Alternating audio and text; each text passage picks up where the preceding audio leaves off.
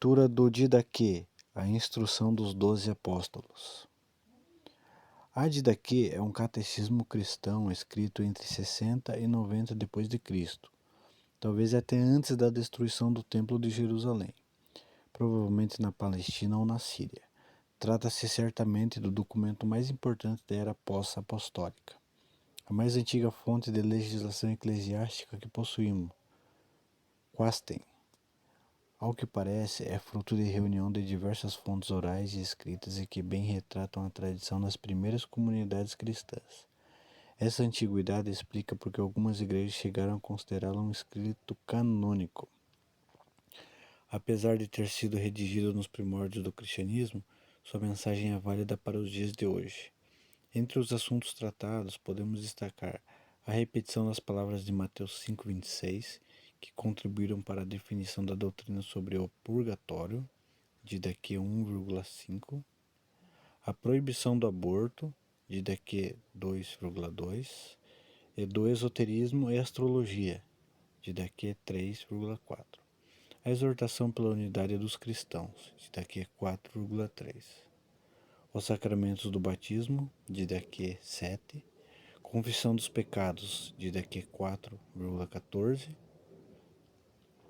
14,1 e Eucaristia 9 e 10. O batismo ministrado por imersão, Didaquê 7,1 ou infusão, Didaquê 7,3 e na forma trinitária, Didaquê 7,1.3. A Eucaristia é vista como alimento espiritual para o cristão, Didaquê 10,3 e também como sacrifício, Didaquê 19, 2 e 3. Os cuidados a serem tomados contra os falsos profetas e mestres, Didaquê 11 e 12. A celebração eucarística realizada aos domingos, 19,1. E a existência de bispo e diáconos substituindo com a mesma dignidade dos profetas e mestres, Didaquê 15, 1 e 2. O documento está dividido em 4 partes, totalizando 16 capítulos. Capítulo 1. O caminho da vida e o caminho da morte. Existem 2 caminhos, o caminho da vida e o caminho da morte. Há uma grande diferença entre os dois. Este é o caminho da vida. Primeiro, ame a Deus que o criou. Segundo, ame a seu próximo como a si mesmo. Não faça ao outro aquilo que você não quer que façam a você. Este é o ensinamento derivado dessas palavras. Bendiga aqueles que o amaldiçoam. Reze por seus inimigos e jejue por aqueles que o perseguem. Ora, se você ama aqueles que o amam, que graça você merece? Aos pagãos também não fazem o mesmo? Quanto a você, ame aqueles que odeiam, e assim você não terá nenhum inimigo. Não se deixe levar pelo instinto. Se alguém lhe bofeteia na face direita, ofereça-lhe também a outra face, e assim você será perfeito. Se alguém obriga a acompanhá-lo por 1 quilômetro, acompanhe-o por 2. Se alguém lhe tira o manto, ofereça-lhe também a túnica. Se alguém toma alguma coisa que lhe pertence, não a peça de volta, porque não é direito. Dê a quem lhe pede e não peças de volta, pois o Pai quer que os seus bens sejam dados a todos. Bem-aventurado aquele que dá conforme o mandamento, pois será considerado inocente. Ai daquele que recebe, se pede por estar necessitado. Será considerado inocente. Mas se recebeu sem necessidade, prestará contas do motivo e da finalidade. Será posto na prisão e será interrogado sobre o que fez. E daí não sairá até que devolva o último centavo. Sobre isso também foi dito, que a sua esmola fique suando nas suas mãos, até que você saiba para quem está dando. Capítulo 2. O segundo mandamento da instrução é: não mate, não cometa adultério, não corrompa os jovens, não fornique, não roube, Não pratique a magia nem a feitiçaria. Não mate a criança no seio de sua mãe e nem depois que ela tenha nascido. Não cobice os bens alheios. Não cometa falso juramento. Não preste falso testemunho. Não seja maldoso, nem vingativo. Não tenha duplo pensamento ou linguajar, pois o duplo sentido é armadilha fatal. A sua palavra não deve ser em vão, mas comprovada na prática. Não seja avarento, nem ladrão, nem fingido, nem malicioso, nem soberbo. Não planeje o mal contra o seu próximo. Não odeie a ninguém, mas corrija alguns. Reze por outros e ame ainda aos outros, mais até do que a si mesmo. Capítulo 3. Filho, procure evitar tudo aquilo que é mal e tudo que se parece com o mal. Não seja colérico, porque a ira conduz à morte. Não seja ciumento também, nem briguento ou violento, pois o homicídio nasce de todas essas coisas. Filho, não cobice as mulheres, pois a cobiça leva à fornicação. Evite falar palavras obscenas e olhar maliciosamente, já que os adultérios surgem dessas coisas. Filho, não se aproxime da adivinhação, porque ela leva à idolatria. Não pratique encantamentos, astrologia ou purificações. Nem queira ver ou ouvir sobre isso, pois disso tudo nasce a idolatria. Filho, não seja mentiroso, pois a mentira leva ao roubo. Não persiga o dinheiro, nem cobice a fama, porque os roubos nascem dessas coisas. Filho, não fale demais, pois falar muito leva à blasfêmia. Não seja insolente, nem tenha mente perversa, porque as blasfêmias nascem dessas coisas. Seja manso, pois os mansos herdarão a terra. Seja paciente, misericordioso, sem maldade, tranquilo e bondoso. Respeite sempre as palavras que você escutou. Não louve a si mesmo, nem se entregue à insolência. Não se junte com os poderosos, mas aproxima dos justos e pobres. Não aceite tudo o que acontece contigo como coisa boa, e saiba que nada acontece sem a permissão de Deus. Capítulo 4. Filho, lembre-se dia e noite daquele que prega a palavra de Deus para você. Honre-o como se fosse o próprio Senhor, pois ele está presente onde a soberania do Senhor é anunciada. Procure estar todos os dias na companhia dos fiéis, para encontrar forças em suas palavras. Não provoque divisão, ao contrário, reconcilie aqueles que brigam entre si. Julgue de forma justa e corrija as culpas sem distinguir as pessoas. Não hesite sobre o que vai acontecer. Não te pareças com aqueles que dão a mão quando precisam e a retiram quando devem dar. Se o trabalho de suas mãos te rendem algo, as ofereça como reparação pelos seus pecados. Não hesite em dar, nem dê reclamando, porque na verdade você sabe quem realmente pagou sua recompensa. Não rejeite o necessitado. Compartilhe tudo com seu irmão e não diga que as coisas são apenas suas. Se vocês estão unidos nas coisas imortais, tanto mais estarão nas coisas perecíveis. Não se descuide de seu filho ou filha. Muito pelo contrário, desde a infância instrua-os a temer a Deus. Não dê ordens com dureza ao seu escravo ou escrava, pois eles também esperam no mesmo Deus que você. Assim, não perderão o temor de Deus, que está acima de todos.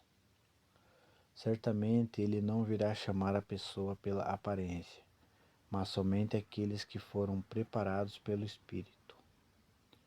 Quanto a vocês, escravos, obedeçam aos seus senhores, com todo o respeito e reverência, como a própria imagem de Deus. Deteste toda a hipocrisia e tudo aquilo que não agrada ao Senhor. Não viole os mandamentos do Senhor. Guarde tudo aquilo que você recebeu. Não acrescente ou retire nada. Confesse seus pecados na reunião dos fiéis e não comece a orar estando com má consciência. Este é o caminho da vida. Capítulo 5. Este é o caminho da morte. Primeiro, é mau e cheio de maldições.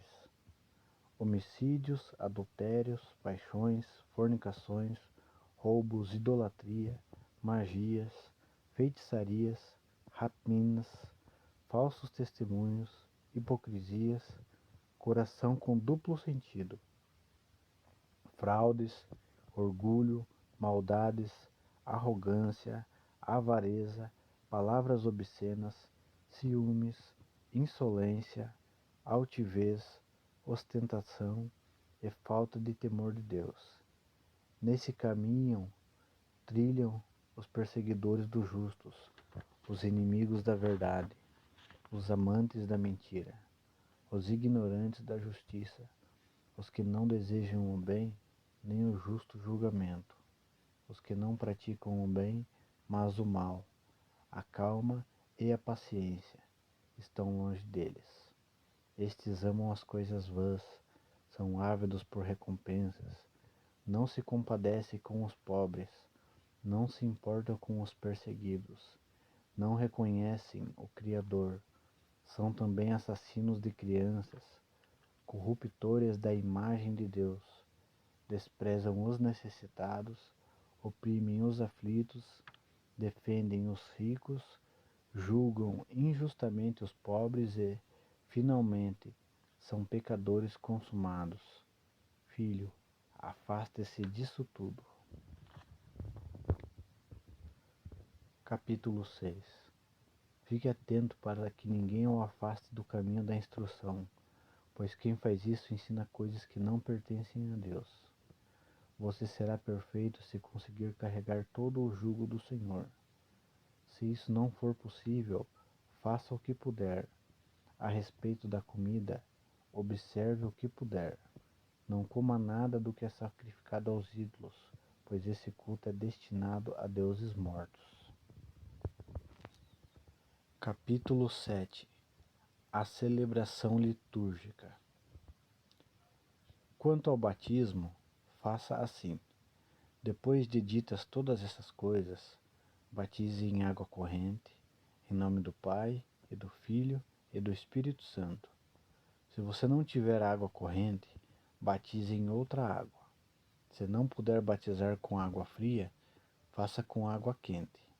Na falta de uma ou outra, derrame água 3 vezes sobre a cabeça, em nome do Pai, e do Filho, e do Espírito Santo.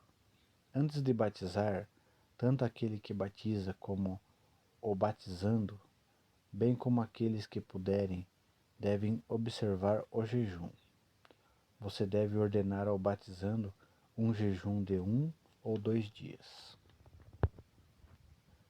Capítulo 8. Os seus jejuns não devem coincidir com os dos hipócritas. Eles jejuam no 2º e no 5º dia da semana. Porém, você deve jejuar no 4º dia e no dia da preparação. Não reze como os hipócritas, mas como o Senhor ordenou em seu Evangelho. Reze assim: Pai nosso que estás no céu, santificado seja o teu nome. Venha o teu reino, seja feita a tua vontade, assim na terra como no céu. O pão nosso de cada dia nos dai hoje, perdoai nossa dívida, assim como também perdoamos os nossos devedores. E não nos deixes cair em tentação, mas livrai-nos do mal, porque teu é o poder e a glória para sempre. Rezem assim 3 vezes ao dia. Capítulo 9. Celebre a Eucaristia assim. Diga primeiro sobre o cálice. Nós te agradecemos, Pai nosso, por causa da santa vinha do teu servo Davi, que nos revelaste através do teu servo Jesus. A ti, glória para sempre. Depois diga sobre o pão partido. Nós te agradecemos, Pai nosso, por causa da vida e do conhecimento que nos revelaste através de teu servo Jesus. A ti, glória para sempre. Da mesma forma como este pão partido havia sido semeado sobre as colinas e depois foi recolhido para se tornar um, assim também seja reunida a tua igreja desde os confins da terra no teu reino. Porque teu é o poder e a glória, por Jesus Cristo, para sempre. Que ninguém coma nem beba da Eucaristia, sem antes ter sido batizado em nome do Senhor, pois sobre isso o Senhor disse: não deem as coisas santas aos cães. Capítulo 10. Após ser saciado, agradeça assim. Nós te agradecemos, Pai Santo, por teu santo nome que fizeste habitar em nossos corações e pelo conhecimento, pela fé e imortalidade que nos revelaste através do teu servo Jesus. A ti, glória para sempre. Tu, Senhor onipotente, criaste todas as coisas por causa do teu nome e deste aos homens o prazer do alimento e da bebida, para que te agradeçam. A nós, porém, deste uma comida e uma bebida espirituais e uma vida eterna através do teu servo. Antes de tudo, te agradecemos porque és poderoso. A ti, glória para sempre. Lembra-te, Senhor, da tua igreja, livrando-a de todo o mal e aperfeiçoando-a no teu amor. Reúne dos 4 ventos esta igreja santificada para o teu reino que lhe preparaste, porque teu é o poder e a glória para sempre. Que a tua graça venha a este mundo, que a tua graça venha e este mundo passe. Hosana ao Deus de Davi. Venha, venha quem é fiel, converta-se quem é infiel. Maranata, amém. Deixe os profetas agradecerem à vontade. Capítulo 11. A vida em comunidade. Se vier alguém até você e ensinar tudo o que foi dito anteriormente, deve ser acolhido. Mas se aquele que ensina é perverso e ensinar outra doutrina para te destruir, não lhe dê atenção. No entanto, se ele ensina para estabelecer a justiça e conhecimento do Senhor, você deve acolhê-lo como se fosse o Senhor. Já quanto aos apóstolos e profetas, faça conforme o princípio do Evangelho. Todo apóstolo que vem até você deve ser recebido como o próprio Senhor. Ele não deve ficar mais que um dia ou, se necessário, mais outro. Se ficar 3 dias, é um falso profeta. Ao partir, o apóstolo não deve levar nada a não ser o pão necessário para chegar ao lugar onde deve parar. Se pedir dinheiro, é um falso profeta. Não ponha à prova nem julgue um profeta que fala tudo sob inspiração, pois todo pecado será perdoado, mas esse não será perdoado. Nem todo aquele que fala inspirado é profeta, a não ser que viva como o Senhor. É desse modo que você reconhece o falso e o verdadeiro profeta. Todo profeta que, sob inspiração, manda preparar a mesa não deve comer dela. Caso contrário, é um falso profeta. Todo profeta que ensina a verdade, mas não pratica o que ensina, é um falso profeta. Todo profeta comprovado e verdadeiro, que age pelo mistério terreno da igreja, mas que não ensina a fazer como ele faz, não deverá ser julgado por você. Ele será julgado por Deus. Assim fizeram também os antigos profetas. Se alguém disser sob inspiração, dê-me dinheiro ou qualquer outra coisa, não o escutem. Porém, se ele pedir para dar a outros necessitados, então ninguém o julgue. Capítulo 12. Acolha todo aquele que vier em nome do Senhor.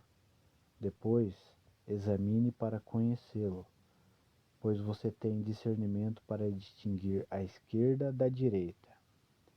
Se o hóspede estiver de passagem, dele ajuda no que puder. Entretanto, ele não deve permanecer com você mais do que 2 ou 3 dias, se necessário. Se quiser se estabelecer e tiver uma profissão, então que trabalhe para se sustentar. Porém, se ele não tiver profissão, proceda de acordo com a prudência, para que um cristão não viva ociosamente em seu meio. Se ele não aceitar isso, trata-se de um comerciante de Cristo. Tenha cuidado com essa gente. Capítulo 13. Todo verdadeiro profeta que queira estabelecer-se em seu meio é digno do alimento. Assim também o verdadeiro mestre é digno do seu alimento, como qualquer operário. Assim, tome os primeiros frutos de todos os produtos da vinha e da eira, dos bois e das ovelhas, e os dê aos profetas, pois são eles os seus sumos sacerdotes. Porém, se você não tiver profetas, dê aos pobres. Se você fizer pão, tome os primeiros e os dê conforme o preceito. Da mesma maneira, ao abrir um recipiente de vinho ou óleo, tome a primeira parte e a dê aos profetas. Tome uma parte de seu dinheiro, da sua roupa e de todas as suas posses, conforme lhe parecer oportuno, e os dê de acordo com o preceito. Capítulo 14. Reúna-se no dia do Senhor para partir o pão e agradecer após ter confessado seus pecados, para que o sacrifício seja puro. Aquele que está brigado com seu companheiro não pode juntar-se antes de se reconciliar, para que o sacrifício oferecido não seja profanado.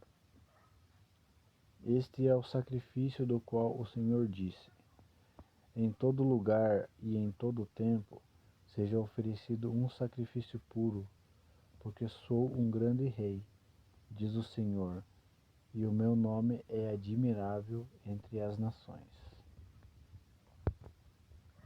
Capítulo 15. Escolha bispos e diáconos dignos do Senhor. Eles devem ser homens mansos, desprendidos do dinheiro, verazes e provados, pois também exercem para vocês o ministério dos profetas e dos mestres. Não os despreze, porque eles têm a mesma dignidade que os profetas e os mestres. Corrija uns aos outros, não com ódio, mas com paz, como você tem no Evangelho. E ninguém fale com uma pessoa que tenha ofendido o próximo. Que essa pessoa não escute uma só palavra sua até que tenha se arrependido. Faça suas orações, esmolas e ações da forma que você tem no Evangelho de Nosso Senhor. Capítulo 16. O fim dos tempos. Vigie sobre a vida uns dos outros. Não deixe que sua lâmpada se apague, nem afrouxe o cinto dos rins. Fique preparado, porque você não sabe a que horas Nosso Senhor chegará. Reúna-se com frequência para que, juntos, procurem o que convém a vocês. Porque de nada lhe servirá todo o tempo que viveu a fé, se no último instante não estiver perfeito. De fato, nos últimos dias se multiplicarão os falsos profetas e os corruptores. As ovelhas se transformarão em lobos, e o amor se converterá em ódio. Aumentando a injustiça, os homens se odiarão, se perseguirão e se trairão mutuamente. Então o sedutor do mundo aparecerá como se fosse o Filho de Deus, e fará sinais e prodígios. A terra será entregue em suas mãos, e cometerá crimes como jamais foram cometidos desde o começo do mundo. Então toda criatura humana passará pela prova de fogo, e muitos escandalizados perecerão. No entanto, aqueles que permanecerem firmes na fé serão salvos por aquele que os outros amaldiçoam. Então aparecerão os sinais da verdade. Primeiro, o sinal da abertura no céu, depois o sinal do toque da trombeta, e em terceiro, a ressurreição dos mortos. Sim, a ressurreição, mas não de todos, conforme foi dito. O Senhor virá, e todos os santos estarão com ele. Então o mundo assistirá ao Senhor, chegando sobre as nuvens do céu. Até aqui, acabou. Então essa foi a leitura do Didaquê, que é um livro de instrução dos primeiros apóstolos, lá do século I.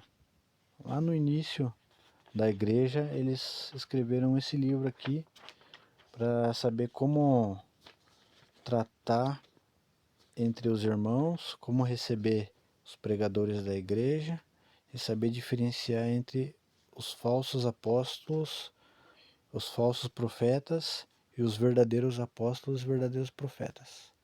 Eles que são pregadores mensageiros da palavra de Deus. Tá aqui a instrução, tudo que foi lido, tudo isso é bênção e conhecimento para nós. Deus abençoe.